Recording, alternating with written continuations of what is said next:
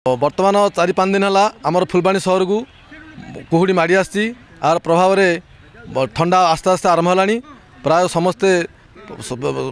प्रातः भ्रमणकारी मैंने आमर ये करोलेसन पड़िया को आसी सकाळे पहुँचती जी जार कार्यक्रम एक्सरसाइज सब कर आम सकाळे सबुदिन एक्सरसाइज कले समस्त स्वास्थ्य निश्चय ठीक रहा समस्त को अनुरोध कर फुलबाणी सहर जो शीत समस्ते उपभोग करूँ आउ सका उठी आमर जोग व्यायाम सबू निहाती करवा आरंभ करूँ। प्राय दिन 9टा-10टा पर्यंत कुहुड़ी पूरा फुलबाणी सहर को छापी रही रोचे जावास बेले गाड़ी जानवाहन टी असुविधा हो थंडा एम तो किसी ना आम कहीं आम कंधमालवासी आमर सब थोड़ा एमती शीत ऋतु टाइम थंडा कुहुड़ी एमती अधिक रही है किंतु आम समस्ते माने जति सब भाई मैंने अच्छा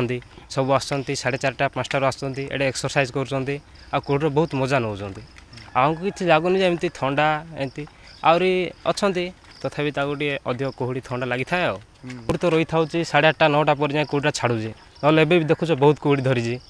आउ थंडा छाड़ू छाड़ू 9:30 हो जाऊँ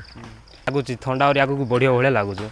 वर्ष तो ए वर्ष तो गला अधिक होमर ए शीत दिन चली भोर भोर कौन गाड़ी फाड़ी देखा जाए।